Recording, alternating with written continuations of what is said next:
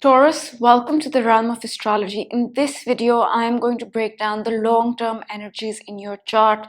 Things like Saturn, Neptune, Uranus, where they are and what they might mean for you. And the goal of this video is that, yes, astrology does change day to day, month to month, week to week, moment to moment, but there are certain themes in our life that can stay with us for years, and that's because of the outer planets, the long-term energy. So in this video, my goal is to break those down for you. So let's begin. But before we begin, I request you to hit the subscribe button and the bell icon so that you can be notified every time I post a video. And Taurus, I also want you to know that I do daily video horoscopes, weekly video horoscopes, and monthly sun rising sign horoscopes that you can watch on my YouTube channel. Okay, so let's begin with the reading. Now this is for a Taurus rising. I say watch your rising sign and then your sun sign, preference always given to the rising sign. And also one more thing, if you are say a 28-29 degree Taurus rising, a Gemini reading might resonate more with you. And also Taurus, if you are someone with really big houses, really small houses, then this reading can be completely thrown off. So this is just a basic overview of what these energies might mean for you. A lot depends on your personal chart, your personal planets, and basically what your chart looks like, right? But this is just a basic overview. And the first thing I like to talk about is Saturn. Saturn right now is in your 10th house, Taurus, okay? And Saturn is a planet of hard work, decisions, discipline, getting things in order. And Saturn spends about 2.5, 3 years in a particular sign, which means a particular house.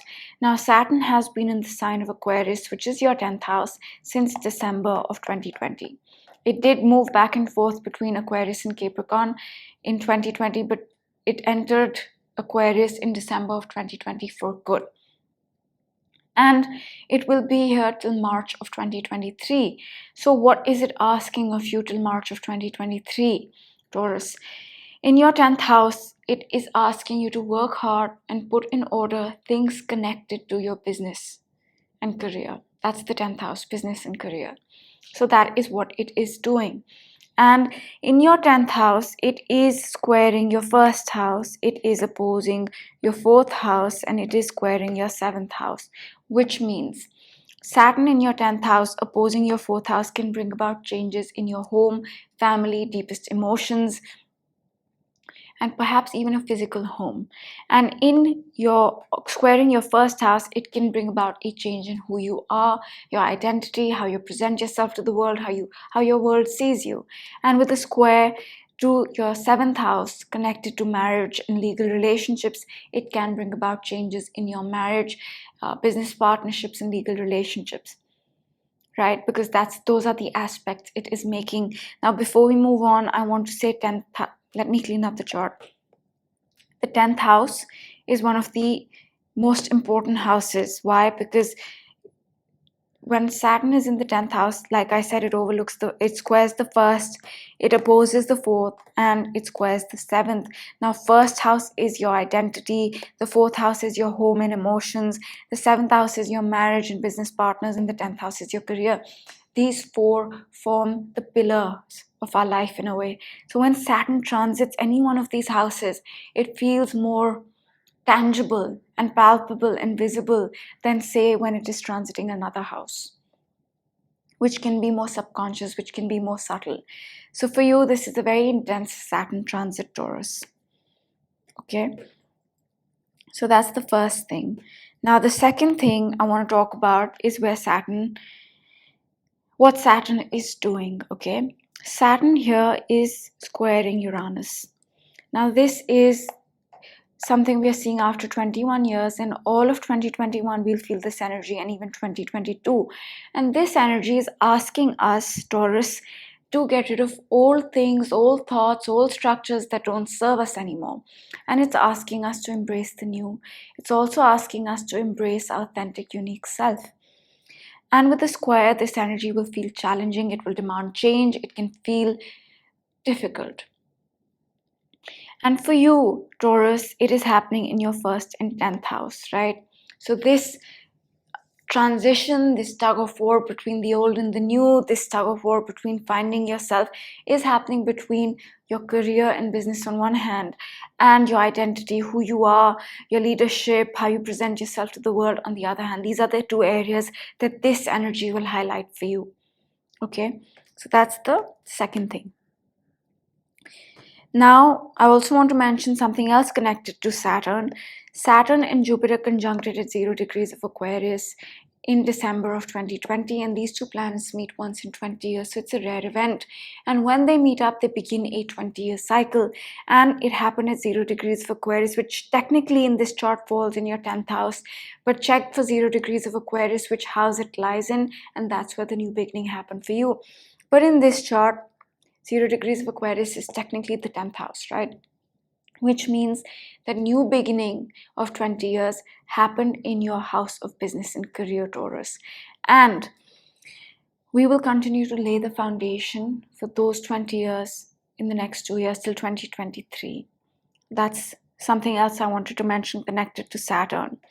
And the third thing connected to Saturn that I wanted to mention is that Saturn and Pluto conjuncted in Jan of 2020. Okay, and they met up at 22 degrees of Capricorn, which is your 9th house. But check for 22 degrees of Capricorn where that lies for you, and that's where the change happened. And these two planets met up in Jan of 2020 and ended a cycle that started in 1982.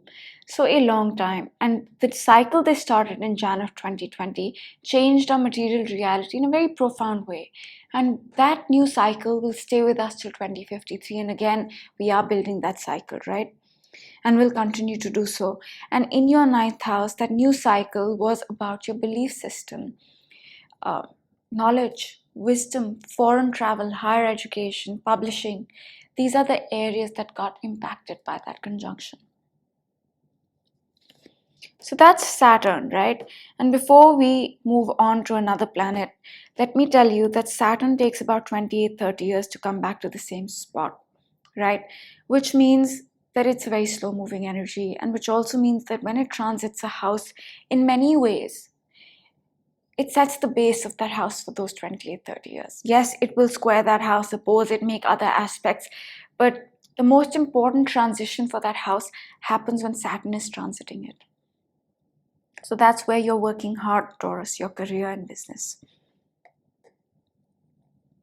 Now let's talk about the next planet, Uranus.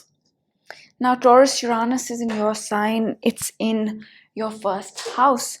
And Uranus will be in your first house for 7 years till 2026, so a long time.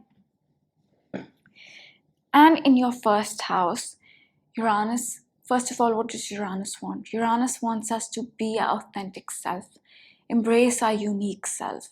And for that, Uranus gets rid of things or brings things into our life, right? And for you, that's happening through the first house, your identity. So, and this could be a very interesting thing that through your identity only, it's helping you find your authentic self. Perhaps it's changing your identity, changing who you are, how you present yourself to the world, your appearance even, your leadership, so that you can be more in tune with yourself. And Uranus will continue to do this for 7 years. And Uranus is an unexpected energy. So this change or this coming into your own, your authentic self can feel quite sudden and unexpected. So that's Uranus. Okay, then I will move on to Neptune. Now, Neptune is a planet that is kind of,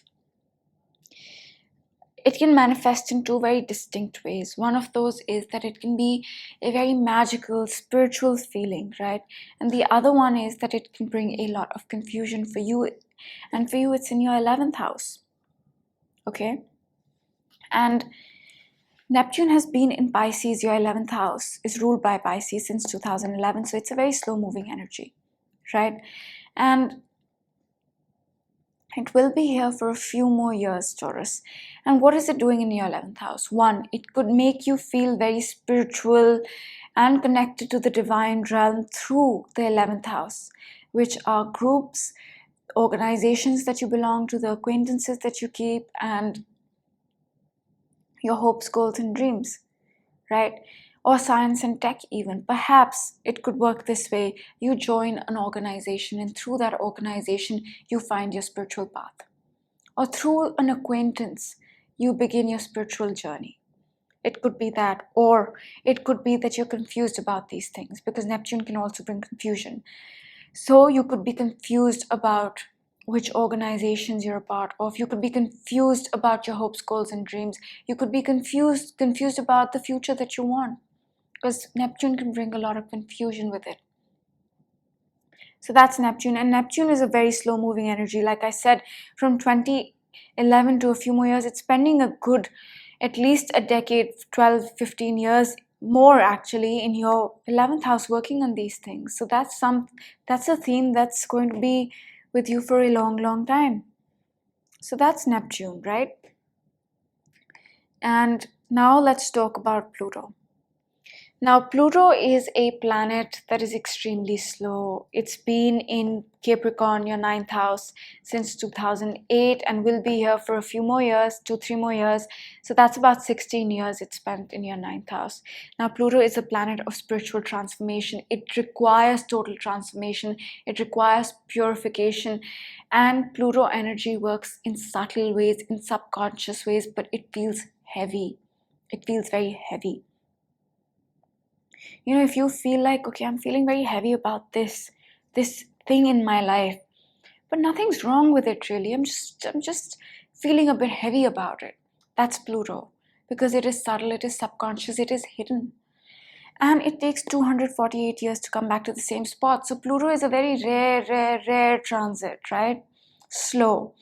And in your 9th house, Pluto is totally transforming higher education, foreign travel, your knowledge, wisdom, belief system. It could bring about a total transformation in these areas. It could end something in these areas, begin something in these areas, right? But it feels difficult, Pluto. So that's that. And Taurus, for you, I want to mention that when Pluto, and it will in about 2023, 2024, cross over into the sign of Aquarius, it is going to cross over your MC. Now, this can be a permanent change in your career, right?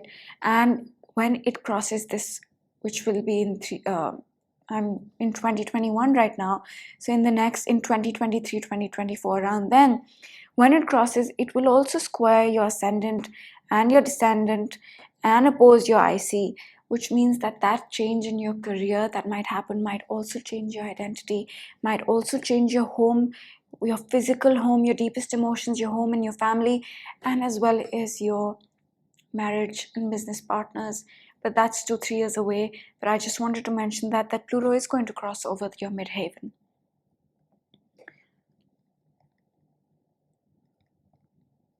So that's Pluto, right? Pluto is in your 9th house. Now, let's just keep it at that for Pluto. So we've done Pluto, we've done Saturn, we've done Neptune, we've done Uranus. Now we can talk about Chiron, okay? What is Chiron? Chiron is a planet that heals us, but it heals us in a very bittersweet way. It heals us by digging that wound deeper and deeper and deeper. And when Chiron is healing us, it literally feels like it's wounding us. It's not a good feeling, okay? And everybody has Chiron somewhere in their charts, right? So you're not alone. And Chiron is in your 12th house. So it is healing you in connection to the 12th house, and will do till 2023 at least. And in your 12th house, it is healing you connected to your spirituality, your subconscious mind, the past closing out. The 12th house is also isolation. It is drugs, it is delusions, it is addictions, it is depression. So it can be healing us in all those areas, but the healing feels bittersweet. And that's Chiron for you, Taurus. Okay? And now I'll talk about Jupiter. Jupiter is in your 10th house right now. It was in Aquarius in the last year. And from 2021 to 2022, it will transit your 11th house. So let's talk about what it did in your 10th house. It is going to retrograde back into your 10th house, which it has in Aquarius, and be here for a while, I think till December, if I'm not mistaken. something like that, basically a few months. And in your 10th house in the past, your Jupiter has given you lessons, brought you blessings and gifts connected to your career. Okay, and now in the 11th house from 2021 to 2022, it is going to give you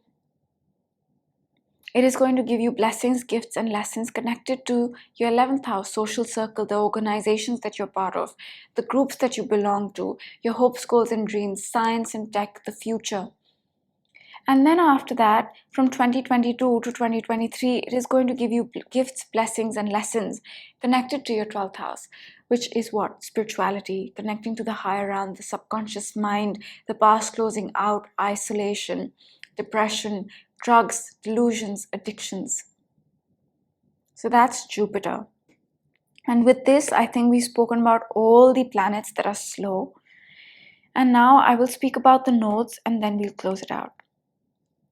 North node, south node. The nodes have an 18.5-year cycle, meaning they hit the same spot in about 18.5 years. And the nodes are karmic. They bring up karmic things. The north node is a karmic activator and it's in your second house. In your second house, Taurus, it is activating karmic things connected to money, self-worth, values, skills, monetary possessions. If there's a karmic thing that needs to be activated connected to these areas, the north node is doing that. And think of between 2001 and 2003, the nodes were in this placement then. So certain themes might be coming up, and those themes, if they come up, are karmic. So that's the north node in your second house, and it will be here till 2022, right? And after that, it will enter your first house and karmically activate your first house. Karmically activate your identity, who you are, how you present yourself to the world, your leadership perhaps, even your appearances. So that's the north node. Now the south node is a karmic cleanup of sorts. It cleans up karmic stuff, karma that we're done with, it cleans that up. It gets rid of it in a way. And in your 8th house, the south node is, the 8th house is a lot of things. Karmically cleaning up things connected to intimate relationships, investments, personal karmic things, hidden things, taboo things, occult things, transformation, endings, beginnings. The 8th house can be any one of these things. So the south node is cleaning up karma connected to these things. It could be an intimate relationship. It could be the way an intimate relationship functions in our life, right? So that's the south node, and then it will enter your 7th house of marriage and business partnerships and legal issues, and that's where the karmic cleanup is going to take place from 2022 onwards. So those are the nodes.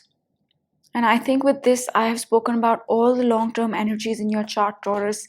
Now, I will not talk about the Sun, Mercury, Venus, and Mars in this video because those move really fast and that's not my goal. The goal is to give you the underlying energies, and that I have done. And this video should see you through till 2023. But again, this is just a basic overview, right? A lot depends on your personal chart. And the thing with slow moving energies is it can be years off, right? See, Pluto takes 16 years to kind of move through its Capricorn, right? It takes about 16 years. And what does that mean? That means that for you, if I say 2023, it will cross over 2023, 2024, it'll cross over into Aquarius, your 10th house.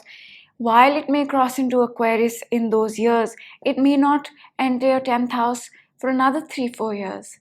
Because your 10th house might not be 0 degrees of Aquarius. It might be 10-12 degrees of Aquarius, right? So it really depends. So this is just a basic overview. A lot depends on your personal chart, where the planets are for you. So the best thing would be to know where they are for you exactly. But this should give you a brief overview on what you might be going through, Taurus. And if you enjoyed this video, or rather if you got some helpful insights from this video, that was my goal, so then that's a great thing. And I also request you to hit the subscribe button and the bell icon. And yeah, have a great day, Taurus. I'll see you in one of my other videos. Bye.